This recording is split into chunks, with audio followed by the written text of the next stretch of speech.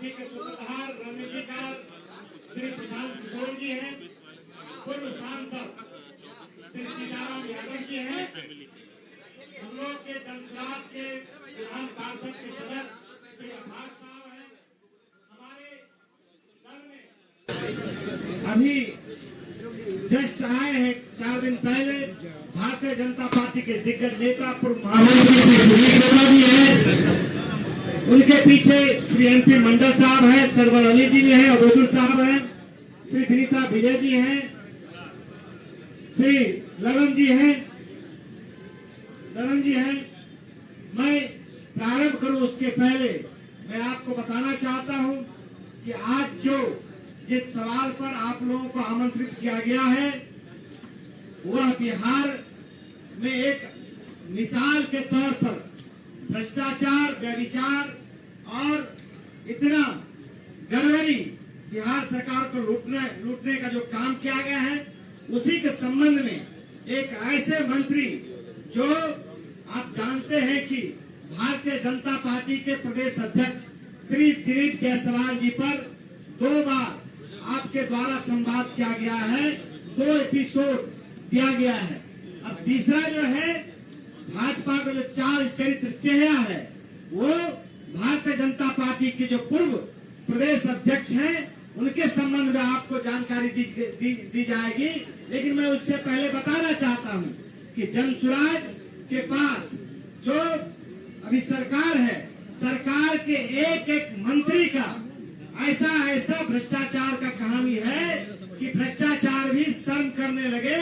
इस तरह से अनैतिक रूप से भ्रष्टाचार में लिप्त होकर बिहार के जनता को लूटने का काम किया है और दूसरा मिसाल नहीं मिलेगा आपको। समय समय पर हम 3 महीने के अंदर कोई एक नहीं बचेगा।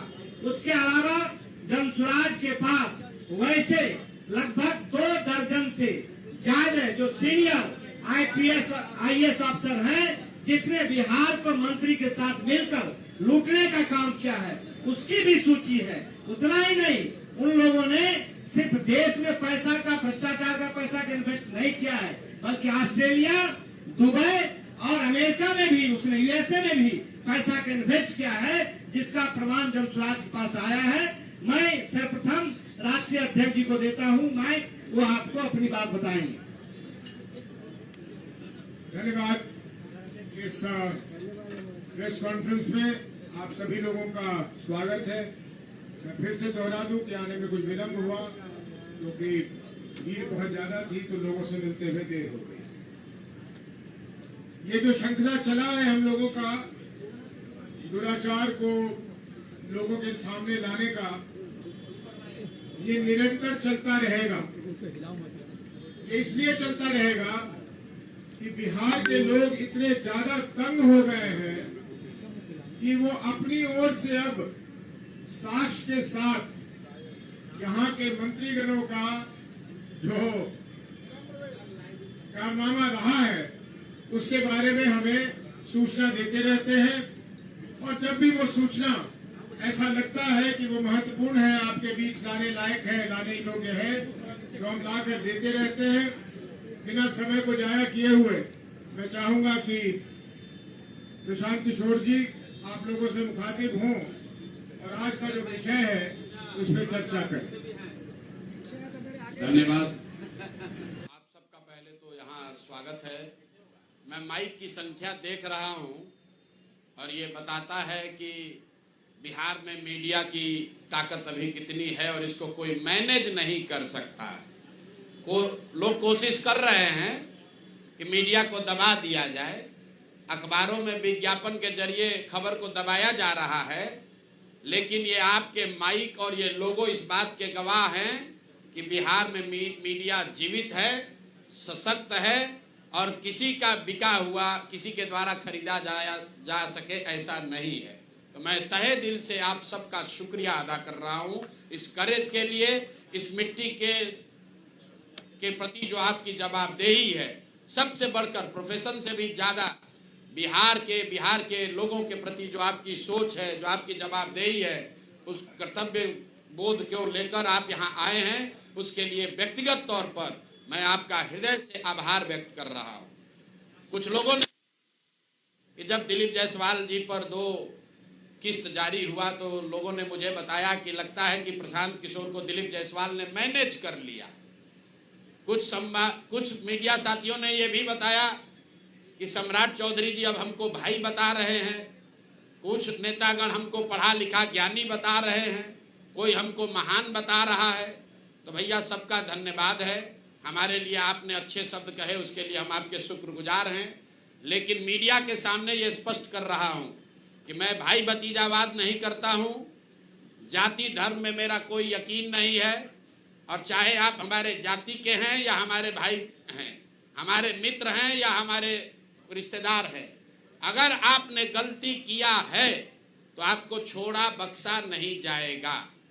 उसी की कड़ी में आज हम आपसे मुखातिब हैं और आज हम लोग जहां से खत्म किए थे वहीं से शुरू करेंगे। दिलीप जायसवाल से शुरू खत्म हुआ था तो दिलीप जायसवाल से ही शुरू करेंगे, नहीं तो लोग कहेगा ना दिलीप जायसवाल से समझौता हो गया। तो इतना आप समझ लीजिए, आपके जरिए बिहार की जनता को भी बता रहे हैं, बिहार में अभी किसी के पास इतना पैसा नहीं है कि प्रशांत किशोर का ईमान खरीद सके। दिलीप जायसवाल तो बहुत छोटी चिड़िया है, इतना अभी ताकत नहीं है कि हमारा ईमान खरीद सके। तो ये कितने भ्रष्ट लोग हैं, अभी इसकी जानकारी देंगे। लेकिन उससे पहले मैं आपका 2 मिनट समय लेना चाहता हूं। बिहार की एक त्रासदी, बिहार के एक बच्चे के साथ त्रासदी हुई है और ये समय इसलिए ले रहे हैं कि आज देश के गृह मंत्री अमित शाह जी यहां आ रहे हैं। आपको बता दूं कि अभी आपने कल खबर पढ़ी होगी, संतोष ऋषि देव करके किशनगंज के खुरखुरिया गांव का एक लड़का है 16-17 साल का, संतोष ऋषि देव। वो हरियाणा में जो खबर कल इंडियन एक्सप्रेस में छपी है, करीब करीब 2 महीना तक उसको बंधुआ मजदूर बनाकर लोगों ने वहां रखा था। उसका हाथ कट गया, हाथ में इन्फेक्शन होने की वजह से उसका हाथ एम्प्यूट करना पड़ा है।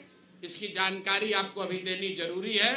क्यों हम लोग पलायन की इतनी बात करते हैं, जरा आप दर्द समझिए।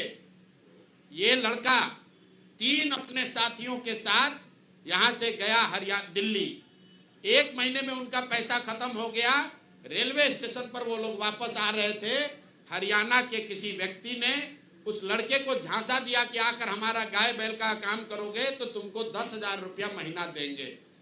डेस्परेट स्थिति में ये लड़का उस व्यक्ति के साथ हरियाणा के उस गांव में चला गया जहां पर ये व्यक्ति उसको ले गया और 1.5 महीना तक बिना किसी 1 रुपया दिए हुए उसको सिर्फ जीने भर खाना दिया गया है। उस लड़के को उससे बंधुआ मजदूरी कराई गई है और चारा, गाय का चारा काटते समय उस लड़के का मशीन में हाथ चला गया जिससे उसकी उंगलियां कट गई।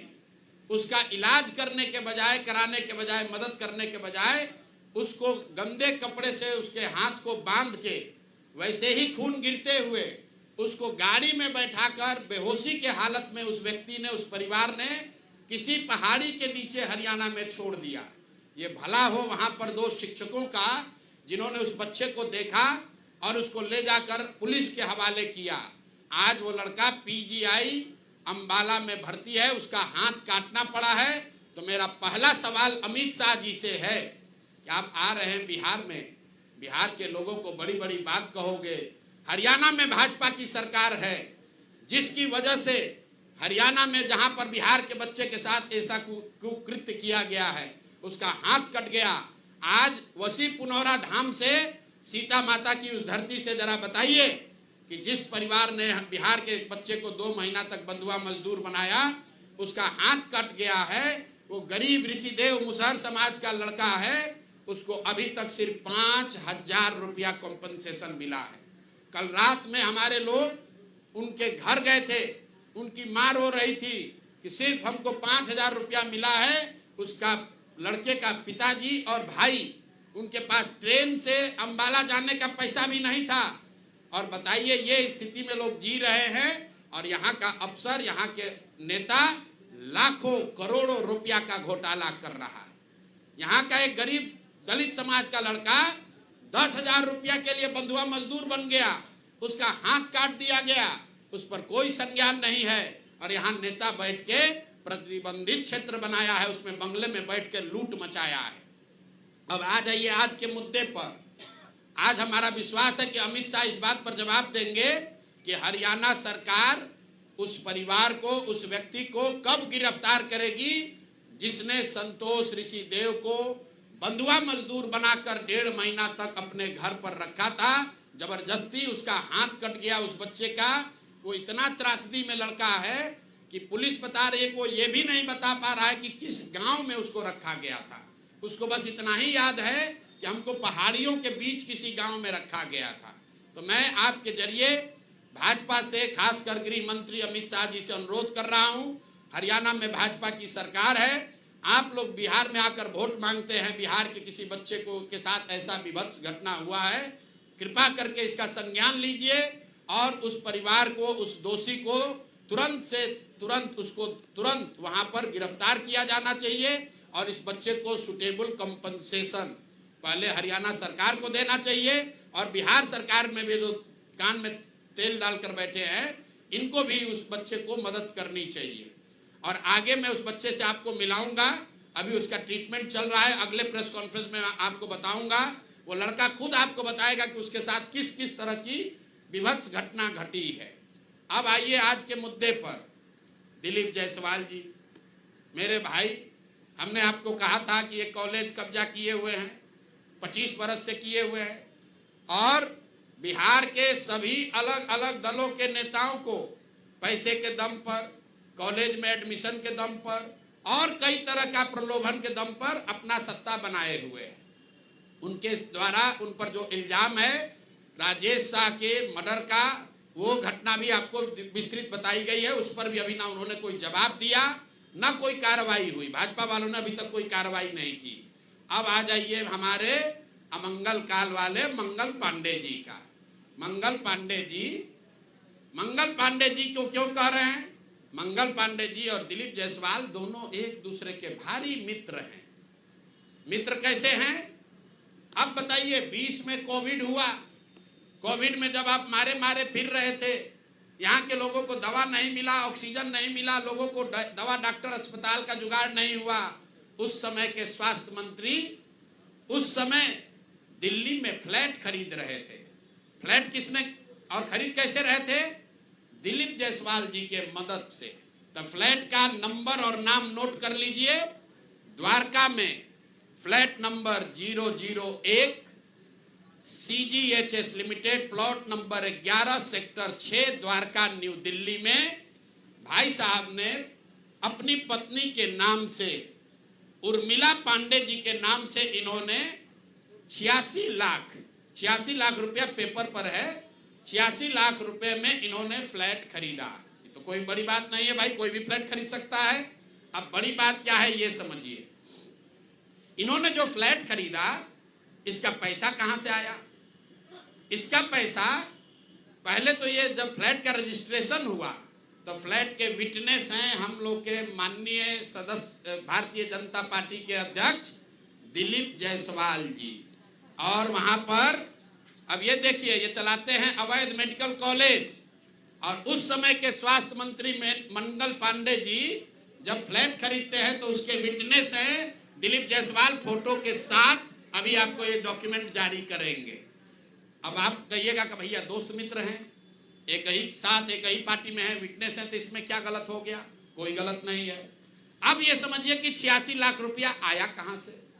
86 लाख रुपया, उसका एक बड़ा हिस्सा सीधा 30 लाख रुपया आया है।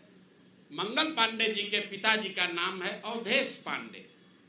अवधेश पांडे जी ने ये पैसा भेजा अपने बहू को, उर्मिला पांडे जी को। अब हम लोगों ने सोचा भाई अवधेश पांडे जी के पास इतना पैसा कहां से आया? अब आप देख लीजिए, अब इनको समझ में आएगा कि किससे ये उलझे हैं। 6 तारीख को 6/9/2019 को 6/8/2019 को ये दिलीप जायसवाल का अकाउंट नंबर है। RTGS से दिलीप जायसवाल ने 25 लाख रुपया अपने अकाउंट से ध्यान दीजिए, एलिगेशन नहीं है, ये बैंक का डॉक्यूमेंट है। आरटीजीएस नंबर नोट कर लीजिए। दिलीप जायसवाल ने अपने अकाउंट से 25 लाख रुपया अवधेश पांडे जी को दिया, जो मंगल पांडे जी के पिताजी हैं, और अवधेश पांडे जी ने उस पैसे को आगे ट्रांसफर कर दिया उर्मिला पांडे जी को, जो मंगल पांडे जी की पत्नी है। और ये पैसा वहां से इन लोगों ने दिया फ्लैट खरीदने के लिए 86 लाख रुपया अलग अलग लोगों से लेकर। अब आप कहिएगा भैया अभी भी मंगल पांडे ये कह सकते हैं कि हमको फ्लैट खरीदना था, हमने दिलीप जायसवाल से उधार लिया। दोस्त मित्र हैं, साथ में राजनीति करते हैं। तो 2020 का मंगल पांडे का अब आप निकाल लीजिए एफिडेविट, जब चुनाव लड़े तो उसका एफिडेविट निकाल लीजिए।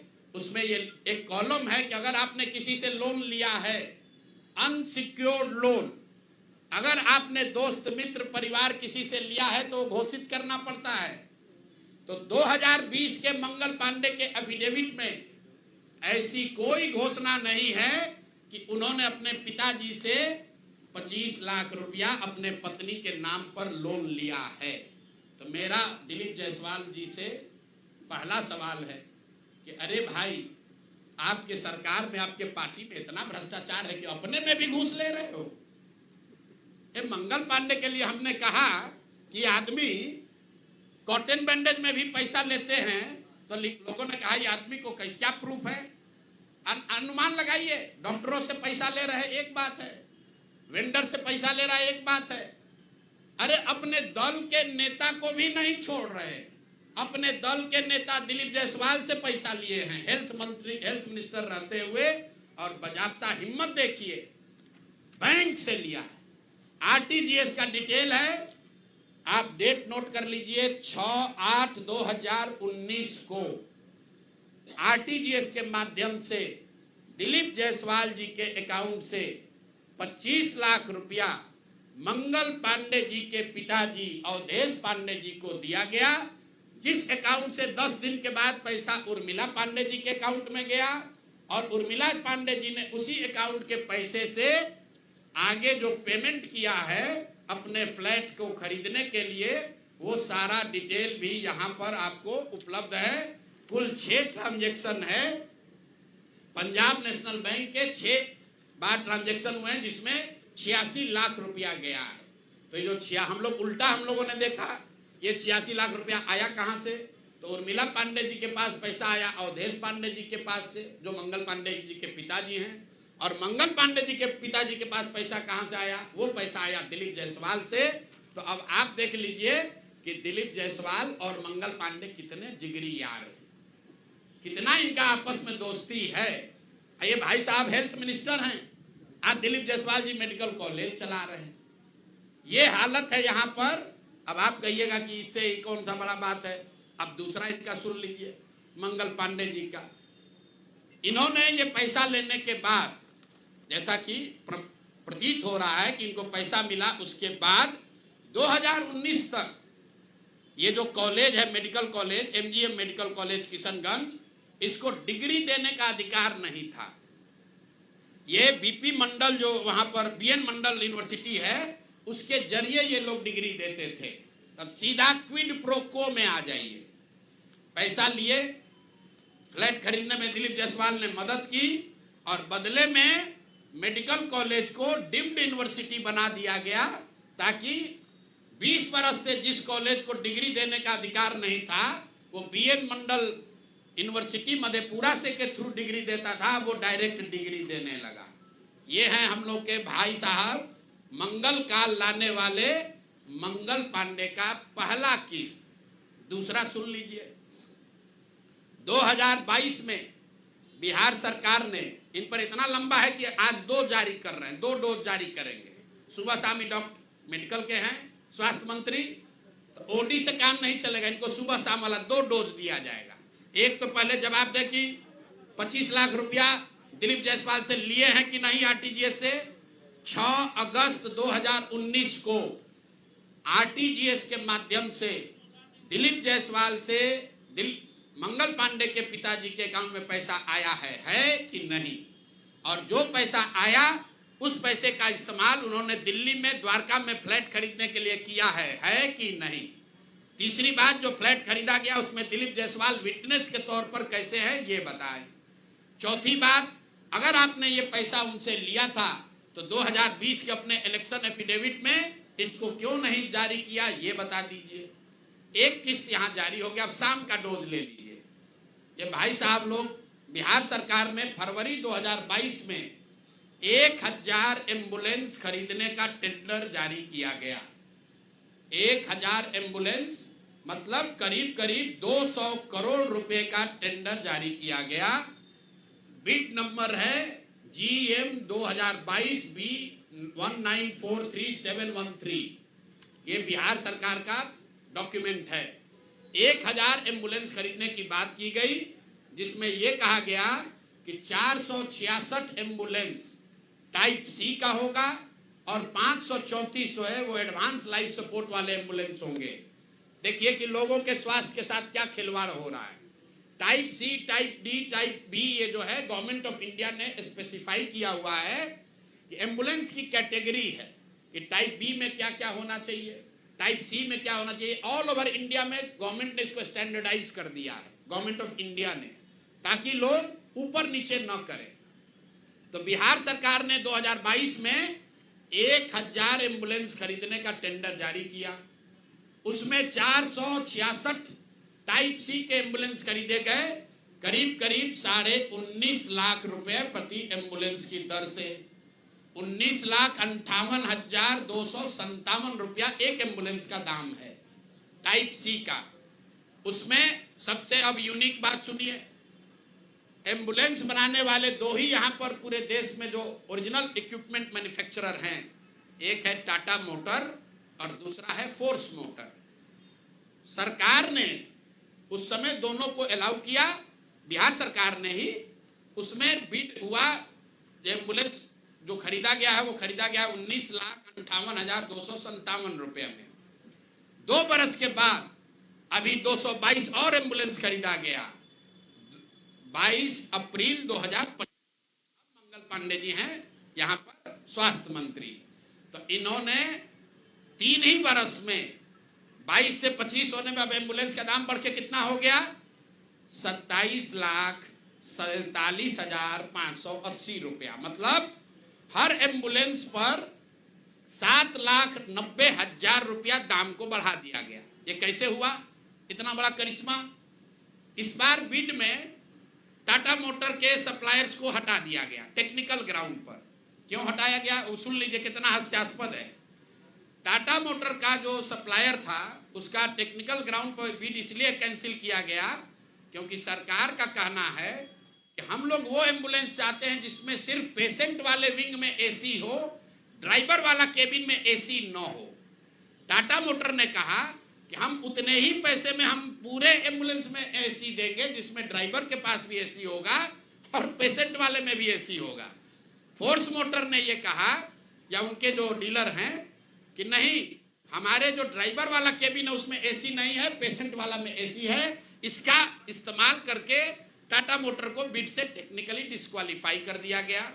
और जो 19 लाख का एम्बुलेंस है उसको 28 लाख में अभी सरकार ने खरीदा है। अभी ये पेमेंट हो गया है। जिस एंटिटी को ये मिला है, ये वही एंटिटी है जिसको पहले 450 करीब 444 एम्बुलेंस का कॉन्ट्रैक्ट मिला था। उस एंटिटी के खिलाफ एक और शर्त सुनिए, जब ये कॉन्ट्रैक्ट दिया गया 450 एम्बुलेंस का, तो उसमें शर्त थी कि हर जिले में उस कंपनी का कम से कम एक सर्विस सेंटर होगा, तभी उसका बिड कंटिन्यू होगा। 22 में 450 एम्बुलेंस खरीदा गया। फोर्स मोटर का कोई भी यहां पर 4 या 6 जिले को छोड़कर कहीं पर उनका सर्विस सेंटर नहीं है। बजाय उसके कि उस पर एक्शन हो, उसी को फिर से 250 एम्बुलेंस का और कॉन्ट्रैक्ट दे दिया गया। वो कॉन्ट्रैक्ट पिछला जो 19.5 लाख में दिया गया था, इस बार 27.5 लाख में दिया गया। और बात सुनिए, यही टाइप C का एम्बुलेंस उड़ीसा में खरीदा गया 16 लाख में अभी 2 महीना पहले। टाइप B का एम्बुलेंस अभी यूपी सरकार ने खरीदा है 2500 एम्बुलेंस 12 लाख में। और बिहार के हम लोग के जो ज्ञानी मंत्री लोग हैं, ये वही एम्बुलेंस खरीद रहा है 27.5 लाख में। तब मंगल पांडे बता दे। और अभी आजकल हम नए नए मुख्य सचिव जो बनने जा रहे हैं, क्या नाम है उनका, प्रत्यय अमृत, वो भी स्वास्थ्य के ही शायद प्रिंसिपल सेक्रेटरी हैं। भाई स्वास्थ्य के प्रिंसिपल सेक्रेटरी हैं प्रत्यय अमृत जी। मुख्यमंत्री जी का तो कार्यकाल 3 महीना बाकी है, ये भाई साहब का कार्यकाल अभी 1-2 बरस रहने वाला है। तो आप यहाँ प्रिंसिपल सेक्रेटरी हैं, आप बता दीजिए कि 600 एम्बुलेंस आपने किस शर्त पर खरीदा है, क्यों 19.5 लाख पेमेंट को बढ़ाकर 27.5 लाख किया गया है, और अभी और 600 400 450 एम्बुलेंस का टेंडर जारी किया जा रहा है। कुल 1000 एम्बुलेंस खरीदा जाना है, 1250 एम्बुलेंस, एक एम्बुलेंस का दाम करीब 25 लाख रुपया है। आप वेबसाइट पर जाइएगा, फोर्स मोटर टाइप सी के एम्बुलेंस का मार्केट रेट वेबसाइट पर बता रहा है 21 लाख। अब बिहार सरकार खरीद रही है उसको 28 लाख में। 21 लाख का अगर आप बल्क के खरीदार हैं तो आप नीचे न कीजिएगा, रेट कम होना चाहिए। बिहार सरकार ने खुद 19.5 लाख में लिया था, अब उसको बढ़ा के 28 लाख कर दिया। तो मेरे भाई मंगल पांडे जी, बिहार में सिर्फ आप ही का मंगल काल चल रहा है, अब बहुत दिन से चल रहा है। बहुत ज्यादा लूट रहे हैं, घर खरीद रहे हैं, अपने बीवी बाल बच्चों का उपाय कर रहे हैं, लंबा लंबा फेंक रहे हैं। तो अब जरा बिहार के लोगों का अमंगल होना बंद हो, इसके लिए बताइए कि पैसा आप दिलीप जायसवाल के साथ मिलकर लिए हैं कि नहीं। और दिलीप जायसवाल का मैं क्यों ये बता रहा हूं ये समझिए। दिलीप, मैंने पिछले वार्ता में कहा था, दिलीप जायसवाल के मेडिकल कॉलेज से बिहार में सबसे ज्यादा आयुष्मान कार्ड के जरिए सबसे ज्यादा पैसे की निकासी की गई है। आयुष्मान कार्ड का अभी सीईओ कौन है, आयुष्मान कार्ड का यहां मुख्य पदाधिकारी कौन है? दिलीप जायसवाल के साथ रहे हुए पीएस, कम से कम कितने साल रहे हैं पीएस, और उनके साथ काम किए हुए अधिकारी, आप लोग जाइएगा, अभी नाम लेना उचित नहीं है। मंगल पांडे के जो पीएस थे वही आजकल आयुष्मान के यहां पर हेड हैं। देखिए इनकी मिली भगत है। शशांक जी, वो पहले मंगल पांडे के पीएस थे, अभी आयुष्मान के हेड हैं। आयुष्मान कार्ड के स्कीम के जरिए करोड़ों रुपए की उगाही की निकासी की गई है दिलीप जायसवाल के मेडिकल कॉलेज के द्वारा, और वही मेडिकल कॉलेज के मालिक मुखिया दिलीप जायसवाल चेक से दिलीप मंगल पांडे को पैसा दे रहे हैं। अब ये पूरा सर्किल आप समझ लीजिए और आप जवाब दे दीजिएगा।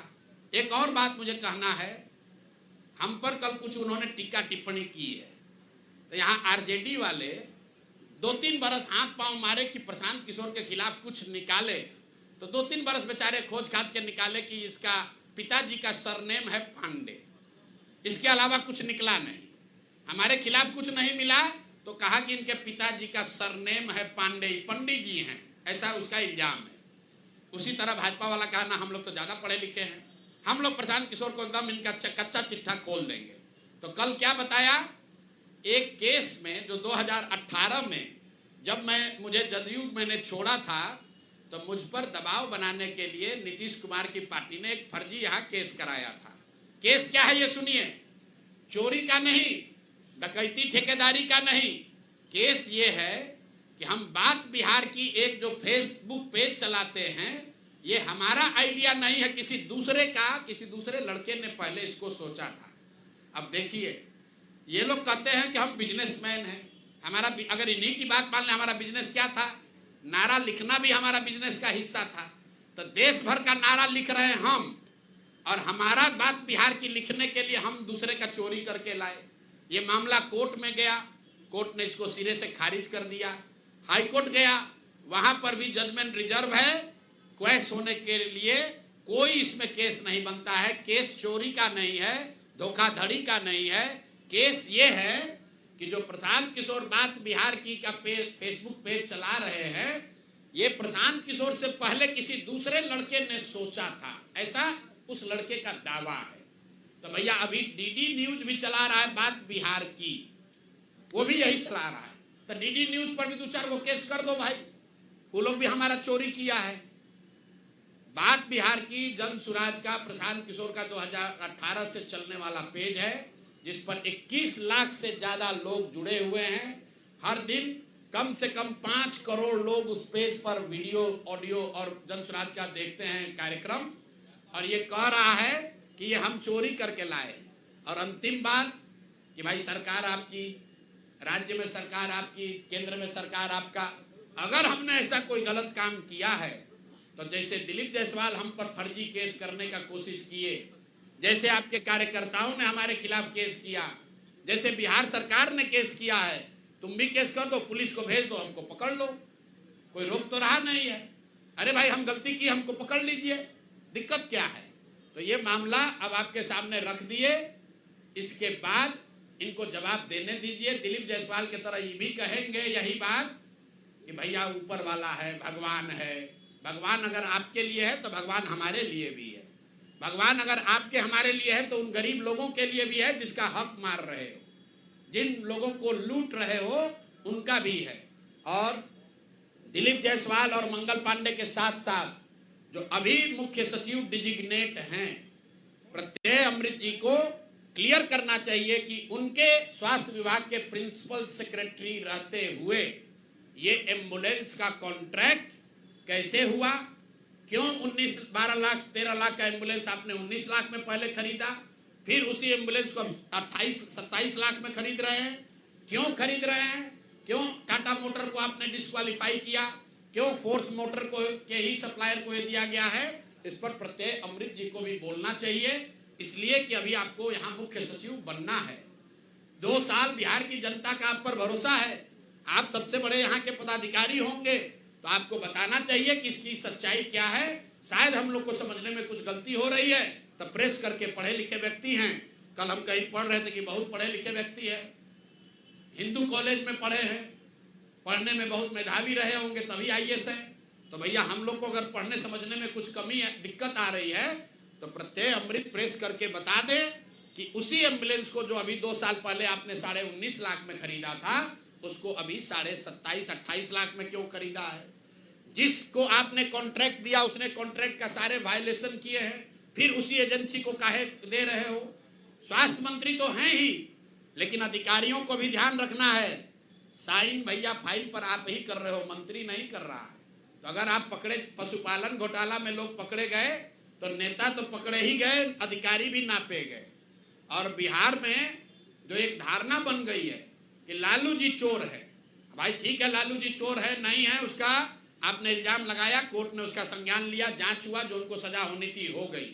लेकिन जैसा मैंने अभी पिछले अपने साक्षात्कार में कहा था कहीं, ये भाजपा वाले ये राजद से भी ज्यादा चोरी कर रहे हैं। ये लोग कंबल ओढ़कर घी पी रहे हैं, अपने आप को चाल चरित्र चेहरा वाला बताकर सबसे ज्यादा भ्रष्टाचार कर रहे हैं। और ये वो भाजपा नहीं है जो गोविंदाचार्य जी ने बनाया, ये वो भाजपा नहीं है जो कैलाशपति मिश्र जी की भाजपा थी। ये ठगों की, बदमाशों की, भ्रष्ट नेताओं की भाजपा है, और हम लोग इसको जनता के सामने ला रहे हैं। अब नेक्स्ट किस पर जारी होगा वो भी आपको बता देंगे। अब आपका कोई सवाल है तो कर लीजिए। हाँ सामने अब दिखिए नहीं रहे, इधर से बोलिए। आए आए कन्यादान किए हैं? कौन कन्यादान किए हैं कल? तो अब इससे हम लोग को क्या दिक्कत है? अगर मान लीजिए कुछ भला काम, देखिए आप अच्छा काम कीजिएगा तो उससे आपका किया हुआ पाप कटेगा नहीं, उसकी भरपाई तो करनी ही पड़ेगी। सनातन को समझने वाले जो लोग हैं वो है अकाउंट बराबर है, गलत करोगे गलत पाओगे, अच्छा करने से गलत कटेगा नहीं। अगर आप किसी गरीब व्यक्ति की, महिला की, बच्ची की शादी करा रहे हैं, उससे अगर आप एम्बुलेंस में घोटाला किए हैं तो उससे जान नहीं बचेगा। प्रशांत जी, क्या इस मामले में मुख्यमंत्री नीतीश कुमार भी दोषी हैं? मेरे भाई हम वही बात बोलते हैं जो हमारे सामने तथ्य है, सामने डॉक्यूमेंट है, आप देख लीजिए। 2 डॉक्यूमेंट हमने दिया, ये नहीं कहा कि दिलीप जायसवाल और मंगल पांडे में मिली भगत है, हमने सीधा बैंक का आपको डिटेल दिया है। या तो बैंक वाले बता दे कि ये डॉक्यूमेंट फर्जी है, या दिलीप जायसवाल और मंगल पांडे बता दे कि नहीं ये ट्रांजैक्शन नहीं हुआ है। और 25 लाख रुपया अगर ट्रांजैक्शन हुआ है, हम बाकी और ट्रांजैक्शन दे सकते हैं। अभी आपको 25 लाख का दे रहे हैं, उनसे आप पूछ लीजिए कि दिलीप जायसवाल के अकाउंट से 6 अगस्त 2019 को आपने अपने पिताजी के अकाउंट में 25 लाख रुपया लिया कि नहीं लिया, इतना बता दीजिए। उसके बाद बाकी और अकाउंट जारी कर देंगे।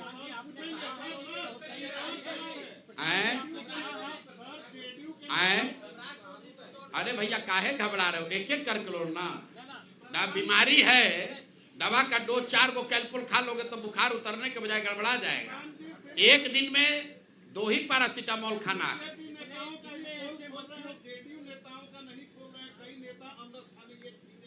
अच्छा, अभी आपको हमने क्या कहा, दिलीप जायसवाल पर नहीं बोले तो आप लोग बोले कि दिलीप जायसवाल से समझौता हो गया।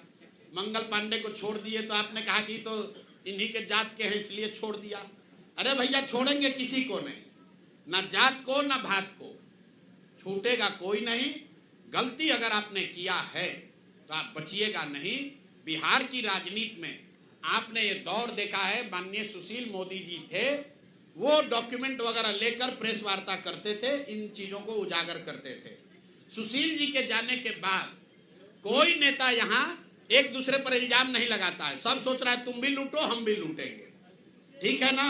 आपने कहा जदयू का, तो जैसे मैंने पहले कहा था, भाजपा के यहाँ चाल चरित्र चेहरा को दिखाने वाले 3 लोग हैं। दिलीप जायसवाल जो राज्य के अध्यक्ष हैं, जो राजद के राबड़ी जी के मुंह बोले भाई हैं, तेजस्वी जी के मामा हैं। दूसरा यहाँ पर बड़े नेता मंगल पांडे, जो बिहार में मंगल काल की बात कर रहे हैं, जो भी भाजपा के अध्यक्ष रहे हैं, यहाँ पर मंत्री भी रहे हैं, बड़ा बड़ा दावा करते हैं। तीसरा यहाँ पर सम्राट चौधरी हैं। ये 3 के अलावा और कोई बड़ा नेता जिसमें आपका रुचि है वो भी आप हमको बता दीजिए, उसका भी बता दिया जाएगा। अब सर्वेश जी हैं, भाई कोर्ट ने पहले कन्विक्ट कर दिया कि फर्जी दवा बनाता है, अब उस पर क्या प्रेस कॉन्फ्रेंस करना है। वो तो कोर्ट ने जीवेश जी, सॉरी जीवेश, देखिए नाम भी भूल गए, इतना लोग है, जीवेश मिश्रा, राजस्थान की कोर्ट ने कह दिया ये आदमी फर्जी दवा बनाता है, अब उस पर क्या प्रेस कॉन्फ्रेंस करना है, तो सामने आ गई बात। ये तो जो लोग छुपे हुए हैं, अपने आप को राम राज्य का ध्वजवाहक बता रहे, बिहार के लोगों को गुमराह कर रहे, उन पर प्रेस वार्ता होगी। आपकी रुचि अगर किसी व्यक्ति में तो बता दीजिए। नित्यानंद राय यहाँ बिहार में कहाँ राजनीति करते हैं? अरे माइकवा में लेके बोलो ना। आए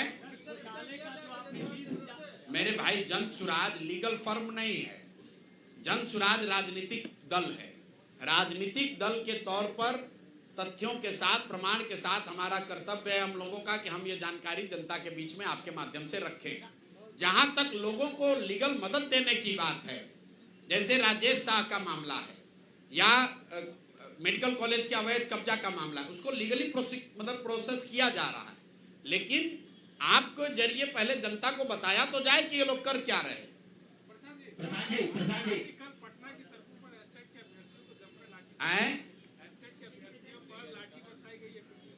भाई 100 बार हम लोग कह चुके हैं कि नीतीश कुमार समाजवाद और सामाजिक न्याय पर के नाम पर राजनीति करने वाले सबसे ज्यादा जो लाठी चलाने वाला नेता है इस देश में, वो नीतीश कुमार है।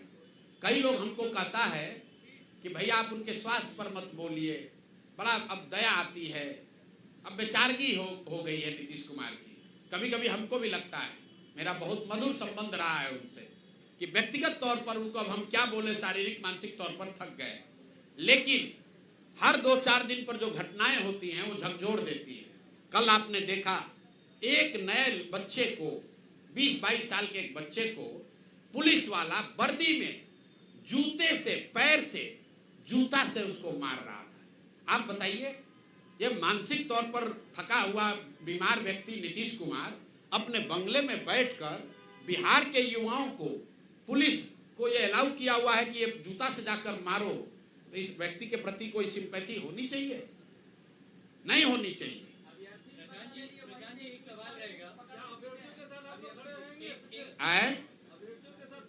अरे भैया, अभ्यर्थियों के साथ आप ये बताइए कि 3 वर्ष में हम लोगों ने आंकड़ा जारी किया है, 84 से ज्यादा अलग अलग समूहों पर लाठियां चली हैं पटना में, वो चाहे अभ्यर्थी हो, छात्र हो, आशा वर्कर हो, आंगनवाड़ी हो, सरपंच हो, मुखिया हो, रसोईया हो, सांख्यिकी वाले हो, राज्य कर्मी हो, कोई वर्ग बाकी नहीं है।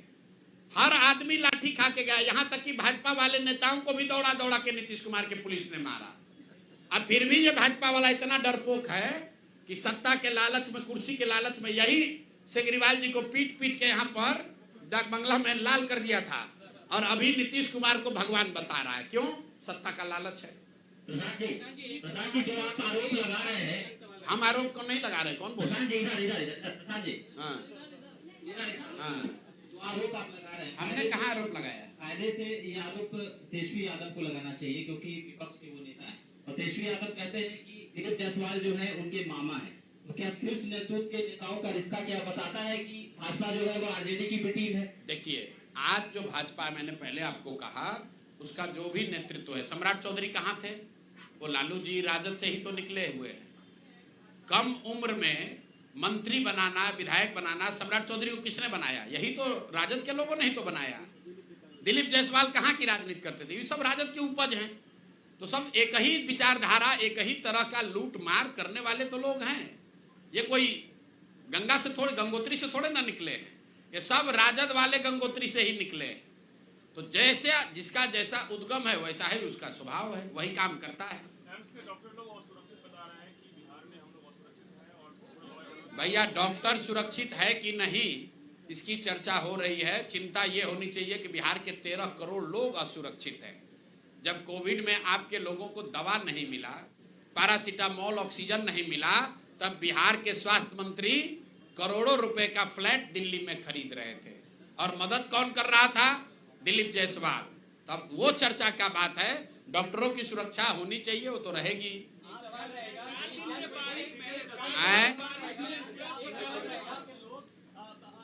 पहले आप लोग ये बताइए कि दिलीप जायसवाल पर 2 केस जारी हुआ था, आप लोग सब लोग शांत काहे हो गए? हमको आप लोग कह रहे हैं कि प्रशांत किशोर मैनेज हो गया। मीडिया वाला कितना लोग मैनेज हो रहे हैं? ए भाई, बिहार के लिए जगते रहिए। जो बताया जा रहा है उसको चलाइए, उनसे रिएक्शन तो लीजिए। आप लोग दिलीप जायसवाल से काहे नहीं पूछ रहे?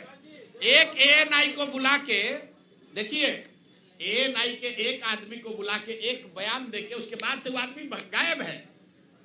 वो आदमी गायब है, और आप लोग मुंह में ऐसे माइक लगाकर सवाल पूछते हैं, लेकिन दिलीप जायसवाल से कोई सवाल नहीं पूछ रहा है। मना किया गया है। अच्छा देखिए, कौन मना किया है? बोलिए। आए इंटरनल ये पता चला है कि आसमान में धूप फेरेंगे तो मुंह ही पड़ेगा। प्रशांत जी, प्रशांत के आपको बोला गया है कि प्रशांत किशोर पर नहीं बोलना है। प्रशांत किशोर पर मत बोलिए, दिलीप जायसवाल से बोलवाइए। आप मतलब बारिश में अस्पतालों और सब जगह का हालत खराब है, सड़क टूटने लगी है। 4 दिन के बारिश में सड़कें टूटने लगी है, अस्पतालों में पानी घुस गया है, पूरा हाल है। लगभग शहरी विकास मंत्री कौन है? बोलिए बोलिए। ए भाई, शहरी विकास मंत्री कौन है? जिस राज्य का शहरी विकास मंत्री नकली दवा बनाने का अपराधी घोषित कर दिया गया, इल्जाम नहीं, आरोप नहीं, राजस्थान में जहां भाजपा की सरकार है, उस सरकार के कोर्ट ने वहां पर जीवेश मिश्रा को फर्जी दवा बनाने का आरोपी बता दिया। वो आपका हमारा नगर विकास मंत्री है। भगवान का धन्यवाद कीजिए कि वो स्वास्थ्य मंत्री नहीं है, नहीं तो अभी तो घर डूब रहा है, फिर लोग भी डूब जाते हैं।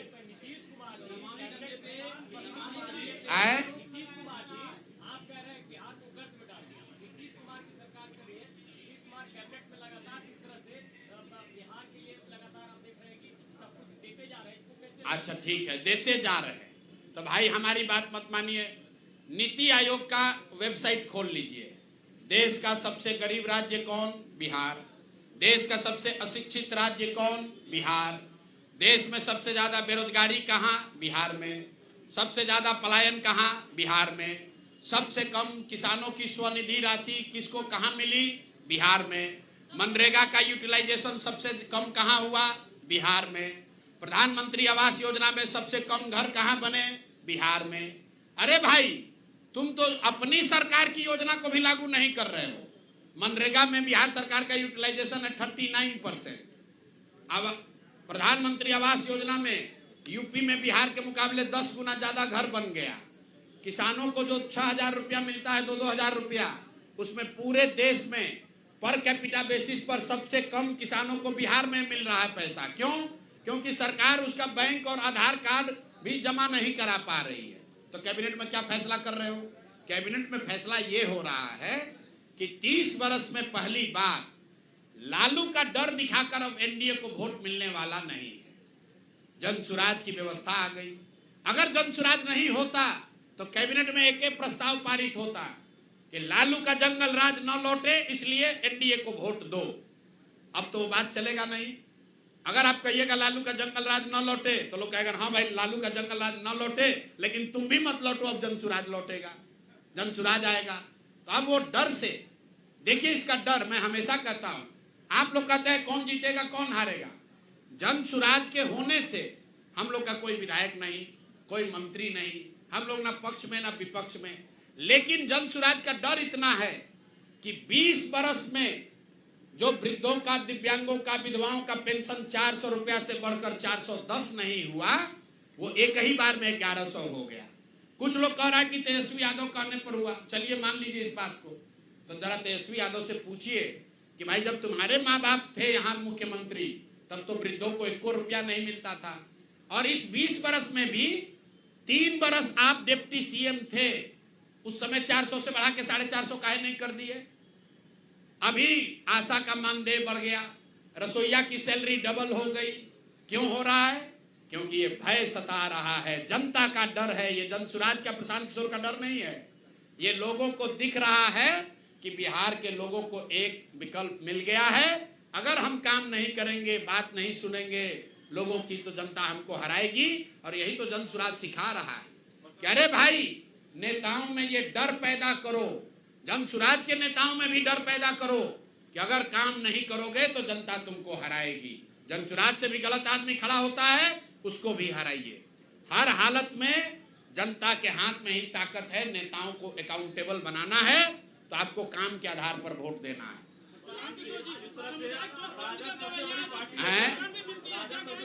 बिहार में, लेकिन आप भाजपा को आड़े हाथ दे रहे हैं, क्या इसका मतलब ये है कि आप ये मान लिए हैं कि एनडीए की सरकार बनने जा रही है बिहार में?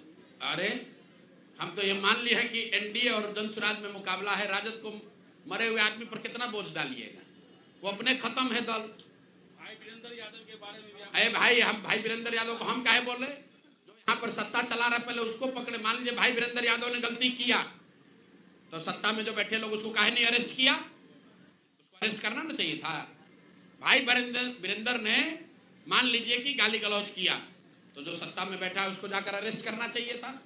क्यों नहीं अरेस्ट किया? हम लोग तो पहले कह दिए कि दिलीप जायसवाल जो भाजपा के प्रदेश अध्यक्ष हैं और राबड़ी देवी के मुंह बोले भाई हैं, वो बतवा नहीं सुन रहे हैं। राबड़ी जी ने कहा तो हमारे भैया हैं, दिलीप जायसवाल हमारे भैया हैं, तो आप तो सुदर्शन न्यूज के हैं। अरे भाई कभी कभी भी तो चलाइए मेरे भाई।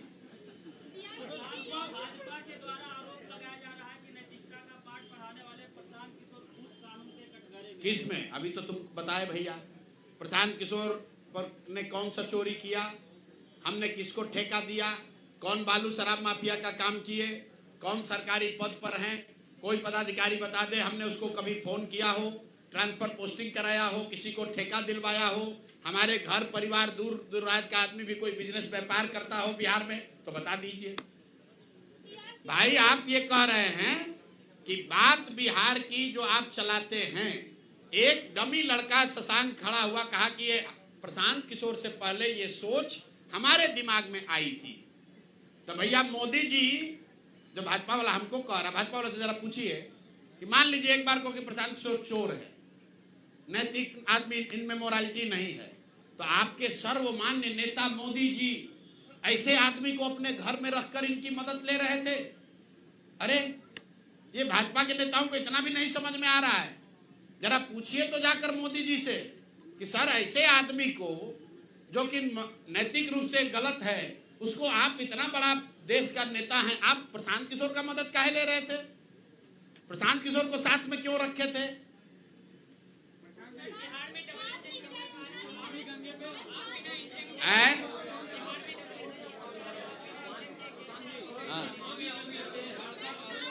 अरे अब कुछ सवाल नेताजी लोग से भी पूछिए आप लोग, और अगले प्रेस कॉन्फ्रेंस के लिए भी मटेरियल रखिए।